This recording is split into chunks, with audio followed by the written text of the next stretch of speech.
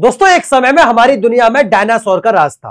वे चलते थे जहां हम चल रहे हैं, इसी हवा में सांसें ली, इसी धरती पर लड़ाइयां लड़ी।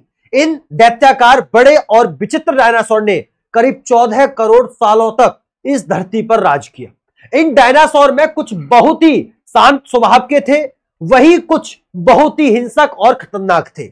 ये उस समय के सबसे सफल जीव थे, लेकिन फिर अचानक ऐसा क्या हुआ?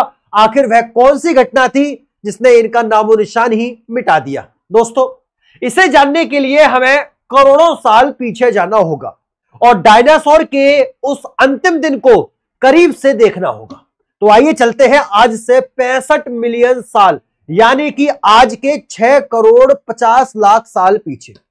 आज से करीब 6.5 करोड़ साल पहले धरती पर मौसम सामान्य था। चारों ओर सूरज की रोशनी बिखरी हुई थी, लंबे लंबे पेड़ों से टकराती समुद्र की ठंडी हवाएं और चारों तरफ डायनासोर के चिल्लाने की आवाज गूंज रही थी। दोस्तों, जब ये सारी डायनासोर प्रजातियां बड़े ही आराम से धरती पर अपना जीवन बिता रही थी, तब 10 करोड़ साल पहले ही इनकी किस्मत लिखी जा चुकी थी। 10 करोड़ साल पहले एक छोटा एस्ट्रॉयड का टुकड़ा जो सुदूर अंतरिक्ष से आ रहा था, मंगल और बृहस्पति के बीच बने शुद्र ग्रह बेल्ट एस्ट्रॉयड बेल्ट में घूम रहे एक बड़े एस्ट्रॉयड से जा टकराया। इस टकराव से उस बड़े एस्ट्रॉयड की दिशा बदल गई और वह क्षुद्र ग्रह बेल्ट से सीधे पृथ्वी की ओर 22,000 मील प्रति घंटे की रफ्तार से बढ़ने लगा। जब यह एस्ट्रॉयड पृथ्वी से लगभग 3,84,000 किलोमीटर की दूरी पर था, तब यदि इसका मार्ग थोड़ा भी बदल जाता या यह पृथ्वी के उपग्रह चांद से टकरा जाता, तो शायद डायनासोर का अंत ना होता। लेकिन किस्मत कुछ और ही थी। यह बड़ा एस्ट्रॉयड चांद के बहुत नजदीक से गुजर गया और सीधे पृथ्वी की ओर बढ़ने लगा। दोस्तों, 40 किलोमीटर व्यास वाला 2 ट्रिलियन मैट्रिक टन का यह एस्ट्रॉयड हर सेकंड पृथ्वी की ओर करीब आता जा रहा था। जैसे यह पृथ्वी के वायुमंडल में प्रवेश करता है, इसकी रफ्तार अचानक बढ़कर 70,000 किलोमीटर प्रति घंटा हो जाती है।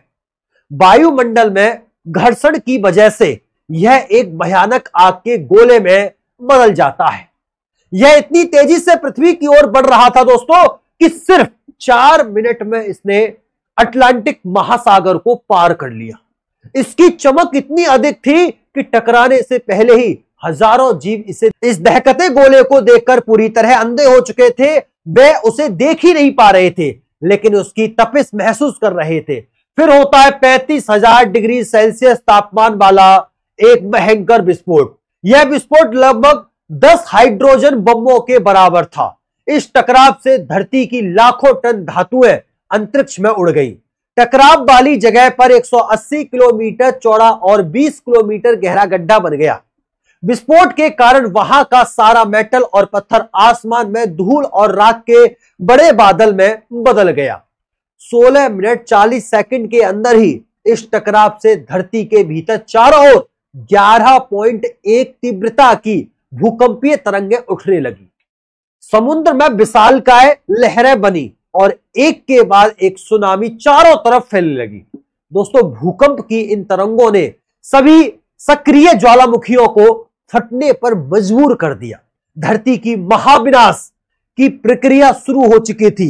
इस भयानक विस्फोट में रेडिएशन की मात्रा इतनी अधिक बढ़ गई थी कि इसके 800 किलोमीटर के दायरे में आने वाले सभी जीव जलकर राख के ढेर में बदल गए थे। इस महाविनाश में उड़ने वाले धातु, पत्थर और धूल के टुकड़े अंतरिक्ष में गए, लेकिन ग्रेविटेशनल पुल के कारण ठीक 40 मिनट बाद आग के गोले के रूप में वापस पृथ्वी पर बरसने लगे। इसके साथ ही धूल का एक बहुत बड़ा तूफान 6,000 किलोमीटर प्रति घंटे की रफ्तार से पृथ्वी के दूसरी तरफ मौत लेकर बढ़ रहा था। यह धूल के बादल कई किलोमीटर मोटे थे, जिनकी वजह से सूर्य की रोशनी पृथ्वी तक पहुंच पाना असंभव हो गया। गर्म हवाओं का तापमान 100 डिग्री सेल्सियस से ज्यादा हो गया था। विस्फोट के 90 मिनट बाद पृथ्वी का तापमान 200 डिग्री सेल्सियस तक बढ़ गया था। इसकी वजह से जो डायनासोर विस्फोट के इलाके से सैकड़ों मील दूर थे, वे भी इस गर्मी से बच नहीं पाए। इस महाप्रलय से धरती की कुल प्रतिशत प्रजातियां समाप्त हो गई और जो 10% जीव बचे थे उनमें से भी सिर्फ वही जीव जीवित रह सके जिनका वजन 30 किलोग्राम से कम था। इसका कारण यह था कि इस महाप्रलय में लाखों की संख्या में जीव मारे जा चुके थे और पेड़ पौधों की सारी आबादी भी जलकर राख हो गई थी, जिसके चलते जहां जो बड़े और विशालकाय जीव जीवित बचे थे उन्हें भोजन और पानी की कमी से मरना पड़ा। लेकिन यह महाप्रलय कुछ अन्य जीवों के लिए वरदान साबित होने वाला था। धरती पर डायनासोर का अंत और एक छोटी प्रजाति के लिए नए युग की शुरुआत थी। ये थे मैमल्स, स्तनधारी जीव। मैमल्स क्या थे? वे इस महाप्रलय से कैसे बचे? दोस्तों, डायनासोर के अंत के बाद इंसान कैसे और कहां से आए, ये सब हम जानेंगे अगले एपिसोड में। यदि आप चाहते हैं कि हम अगला वीडियो जल्द से जल्द बनाएं तो इस वीडियो पर लाइक कीजिए, दोस्तों में शेयर कीजिए और चैनल को सब्सक्राइब कीजिए। फिर मिलते हैं अगली ही दिलचस्प वीडियो में। तब तक के लिए नमस्कार, राधे राधे, राम राम, जय श्री राम, जय हिंद, जय भारत, वंदे मातरम।